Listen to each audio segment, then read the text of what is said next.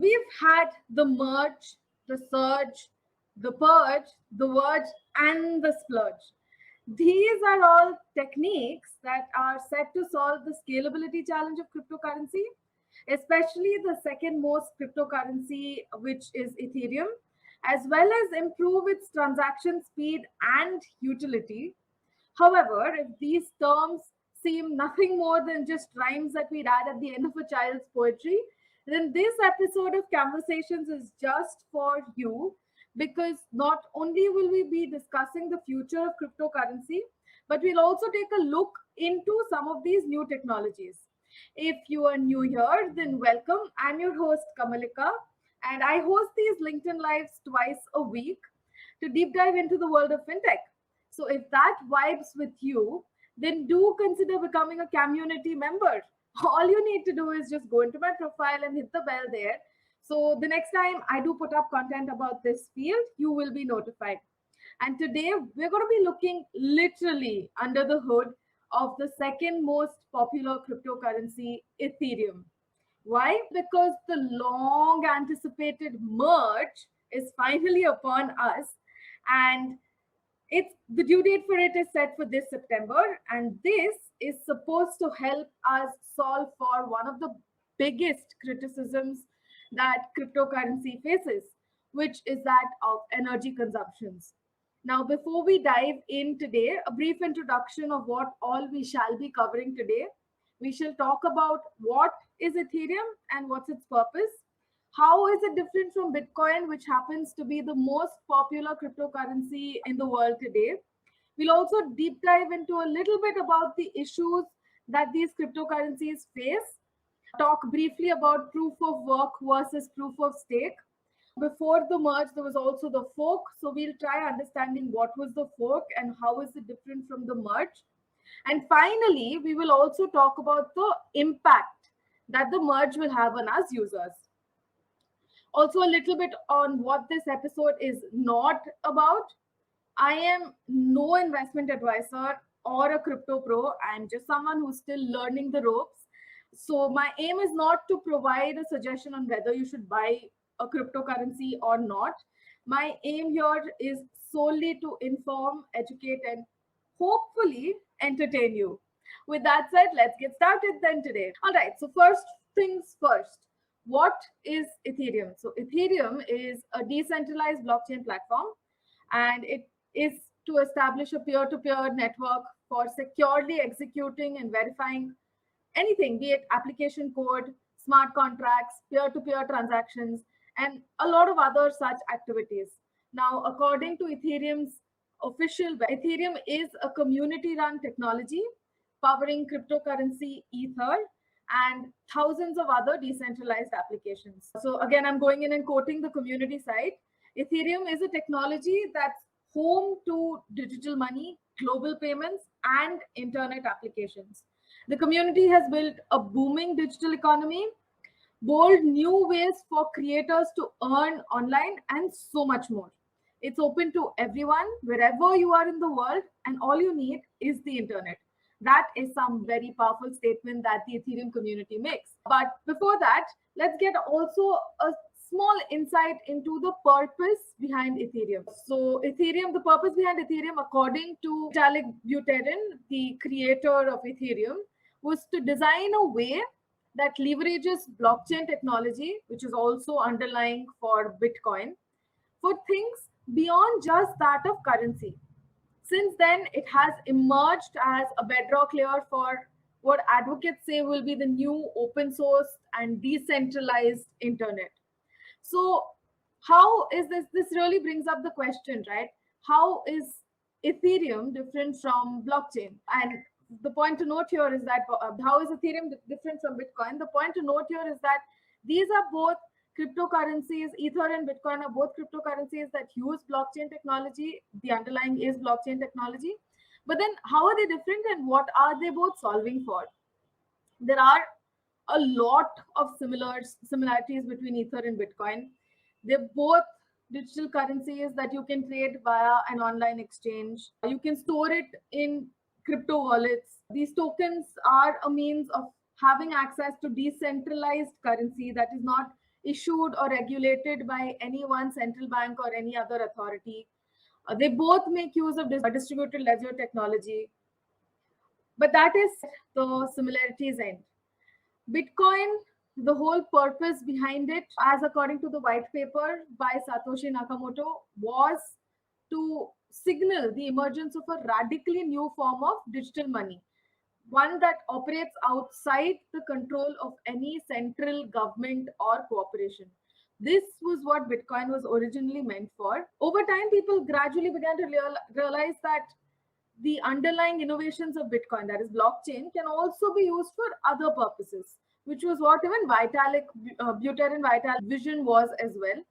So Ethereum was proposed to utilize blockchain technology not only for maintaining a decentralized payment network, but for storing computer code that can be used to decentralize financial contracts, tamper-proof decentralized financial contracts, and internet applications. Ether, that is the cryptocurrency which is on the Ethereum blockchain, was intended to complement and not really compete with Bitcoin, but it has over time emerged as one of the biggest competitor to Bitcoin's dominance in the cryptocurrency world. Both Bitcoin, Ethereum are powered by the principles of distributed ledger technology and cryptography, but transactions on Ethereum network may contain executable code, while the data on the Bitcoin's blockchain are only for bookkeeping. So that's where another subtle difference comes in as well.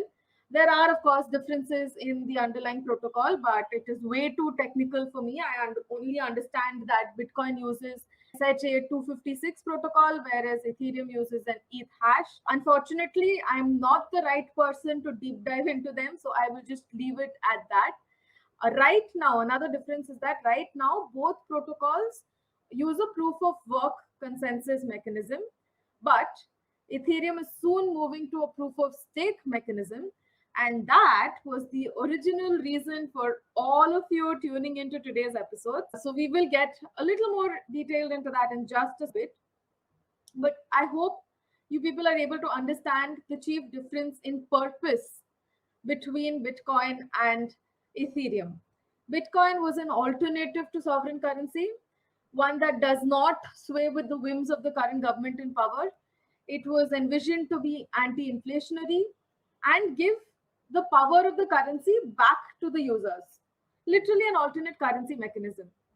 Ethereum was more towards democratizing the internet. It can also be used as a payment instrument. So it is more like Ethereum is a programmable blockchain, and you have numerous applications that are being built on top of Ethereum. You have DeFi applications, smart contracts, NFTs, and so much more. All right, just one last difference that I wanted to talk about was that the volatility. Ethereum is slightly, actually way more volatile than Bitcoin. Just for example, Bitcoin kind of rallied about 30%, while if you see the rally for Ethereum, it was 90%. So it's way more volatile than Bitcoin is. And someone was mentioning about gas fees on Ethereum. Yes, Mohammed, you're very right. Gas fees is very high on Ethereum networks. And we'll come to that as well in a bit. One of the key reasons for that is because you need a lot of very heavy equipments, computationally heavy equipments. You need supercomputer. A lot of people who mine cryptocurrencies need access to supercomputers, and the only way they can recover that cost is by making sure that these gas fees are kept high. So that's one of the reasons. We'll get a little more into that as well. All right, moving on. What was next on my agenda? We've spoken about what is Ethereum. We've spoken about some of the basic differences between Ethereum and Bitcoin. Next, we come to this very interesting concept within. It is actually a concept that's also present in traditional finance, which is known as the impossible trinity. Now, the impossible trinity exists both for central banks as well as for blockchain networks, which empower cryptocurrencies. So what is the impossible trinity for central banks? Now, central banks have to walk this very thin line and managing three things. So what are the three things that the central bankers are tasked with? First is free capital flow.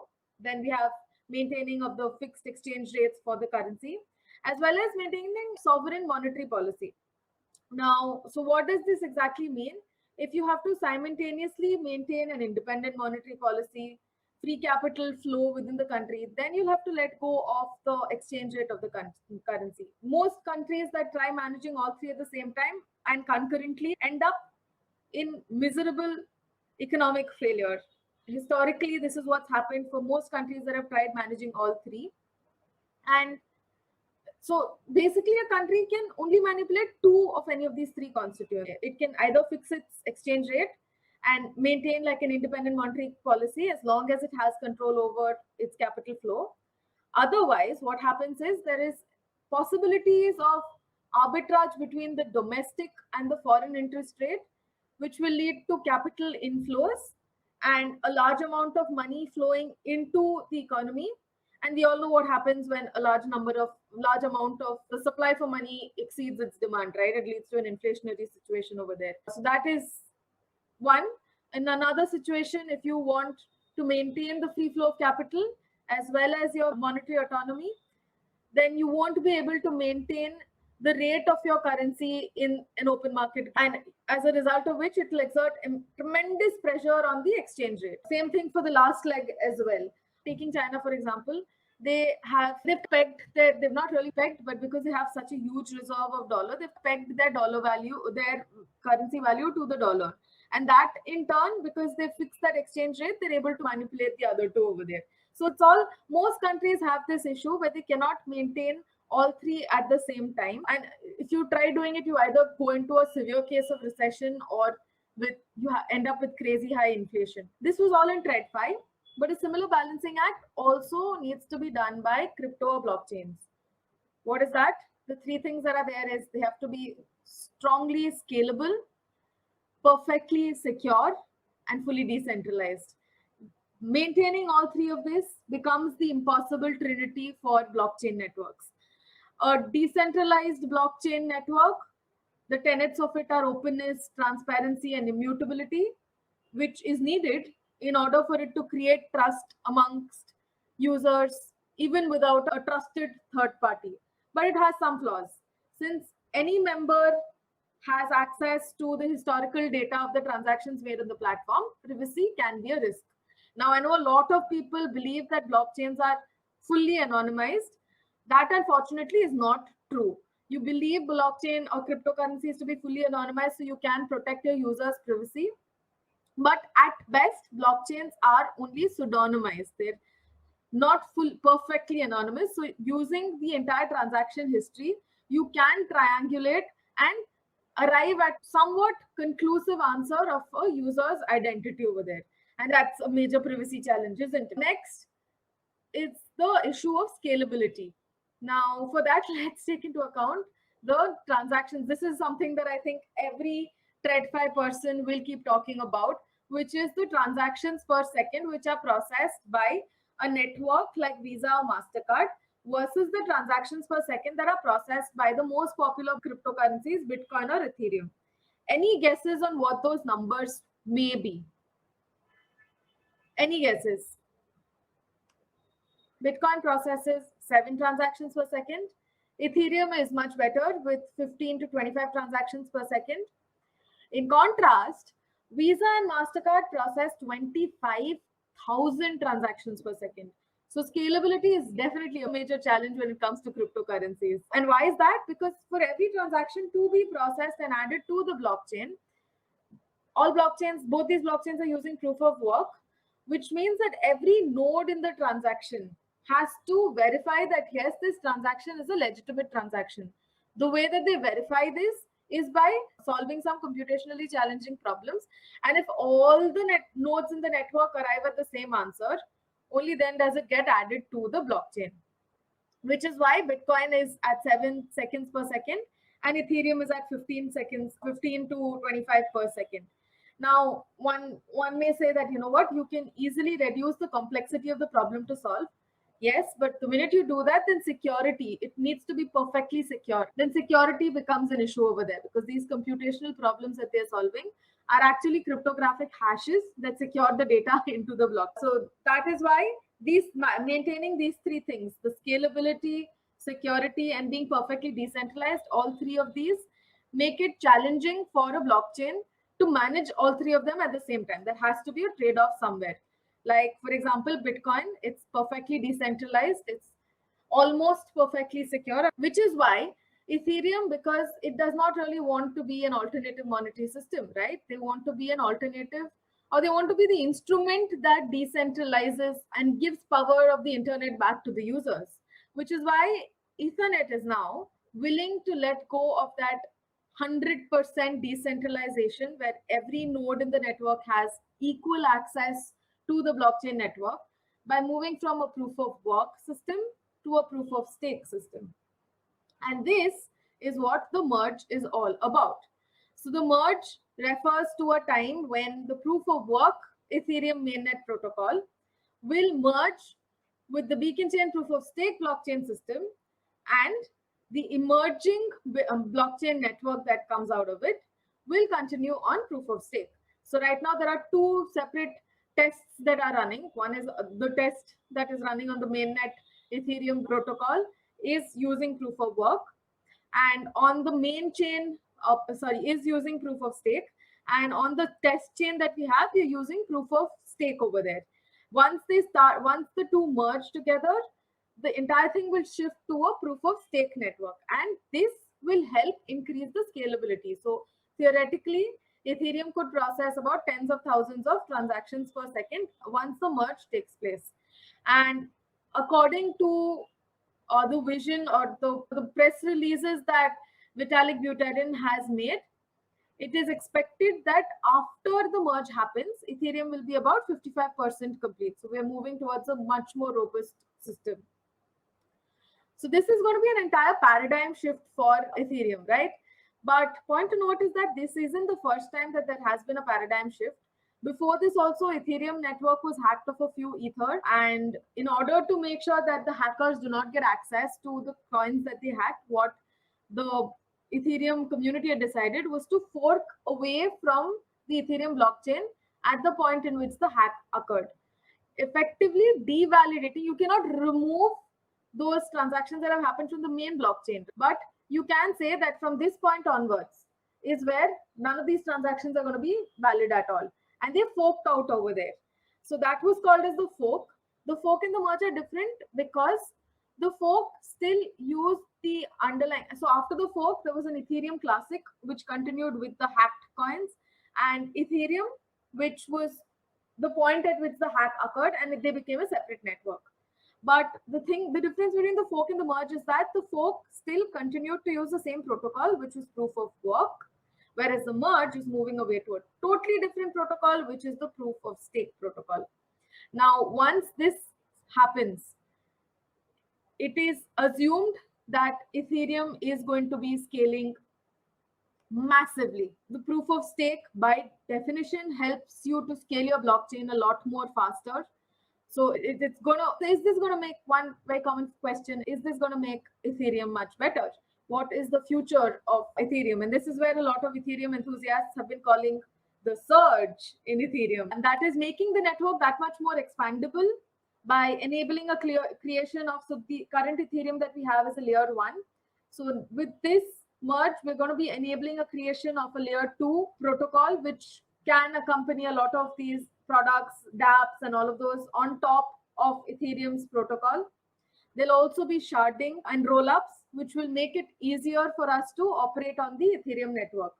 So what is sharding is, Ethereum would split the entire network into smaller pieces. So the entire blockchain, it won't be one blockchain, it would be shards of the blockchain, which will in turn increase the network scalability. So within one particular blockchain, there are going to be multiple instances or mini blockchains that are there, each of which will use the proof of stake protocol to determine what kinds of transactions and what kinds of contracts will they be verifying. So that is sharding. One other common question that keeps coming up thanks to this is that because of this, will Ethereum beat Bitcoin in value?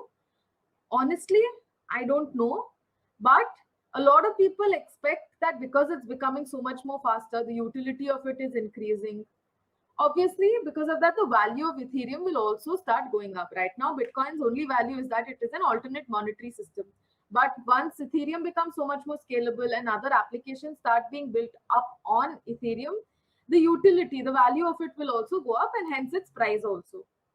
But one very important thing to notice, the very big point to note is that despite moving to a proof of stake network, the cost of the gas fees is not going to be going down anytime. So why do people still have so much of faith on Ethereum? There are two, I think ultimately there are about two reasons why people think this price of Ethereum will skyrocket. The first is that Ethereum will be reducing its carbon footprint because of this. You're no longer on a proof of work intensive, computationally intensive proof of work network. So the amount of energy that you consume will go down. Some analysts have even said it will go down 80%, but we'll only know once the merge happens. But irrespective, the carbon footprint is going to reduce, which will make it easier for a lot of companies to start investing into both the coin Ether as well as the protocol Ethereum as well. And why do I say this? Because there have been a lot of companies that have openly said that we'll only invest because of our ESG norms, ESG governance protocols. We will not invest in Ethereum until and unless they move to a proof of stake network. So theoretically, once the merge happens, these companies will have no other reason that will stop them from investing in Ethereum. And so they can move into putting in more money into that. Now, the second argument, slightly technical, even took me a little while to wrap my head around it. And it's related to mining costs for Ethereum. Now, as electricity over the last few years, we've seen power prices surge like crazy, because of which it's become that much more difficult or that much more expensive to mine Ethereum as well. Not just Ethereum, all cryptocurrencies. And because of that, a lot of miners, just to offset the cost that they incurred in mining these cryptocurrencies, what they would do is they would sell their cryptocurrencies in order to earn from it.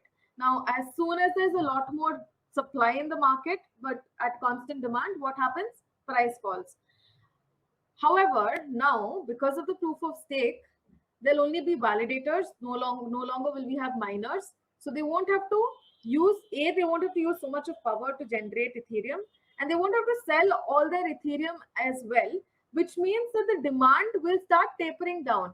But the supply will start tapering down, but the demand is going to stay the same, which means that the price could, using basics of economics, could possibly go up. But that's about, I had a few other things that I wanted to cover about the prospective future of Ethereum. I think I will instead release a quick short 1-minute video on it sometime soon in the interest of time.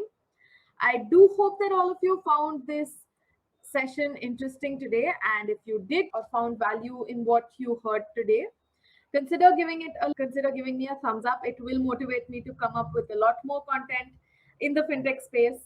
Also, do share this with your friends who are interested in the crypto space, because my community is all about me learning from my community members as much as you people get value from me.